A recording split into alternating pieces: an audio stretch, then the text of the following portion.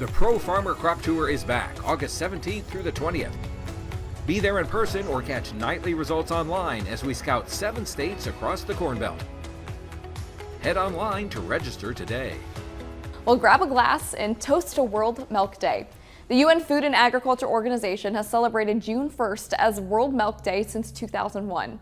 And more than 50% of America's milk is produced in 5 states. That's California, Wisconsin, Idaho, Texas, and New York. Well, there is a growing divide in the dairy industry, and it all comes down to one thing. That's labor. Karen Bohnert, Farm Journal's dairy editorial director, explored this in a recent article, and she goes in depth on this issue for us. Dairy farms range from 40 cows to really 40,000 cows, which is a big range, right?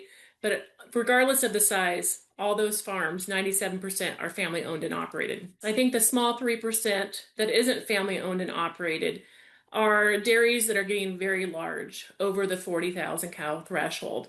But let's not be misleading here. Some dairies that are over 40,000 cows are family owned and operated.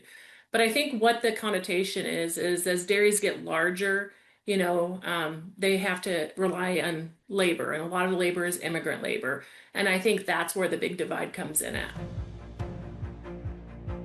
The reason that these are getting bigger, the family dairies, is a lot of times they're bringing back additional family, a son or daughter, that next generation. We got to be able to support that. And this immigrant labor, they're helping the local economies as well.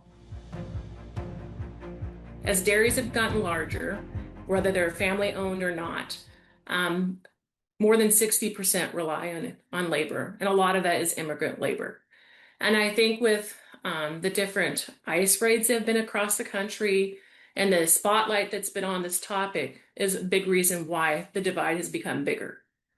But regardless, I think that we as dairy farmers, I myself am a dairy farmer, need to work together on remembering, that we have more that binds us than separates us.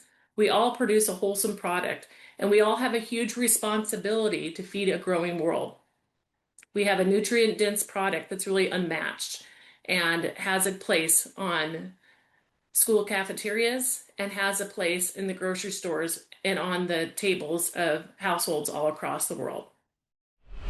Well, you can stay up to date on the dairy industry from Karen and her team at dairyherd.com. You'll see the industry's headlines, including the 2026 State of the Dairy Report that was just released last week.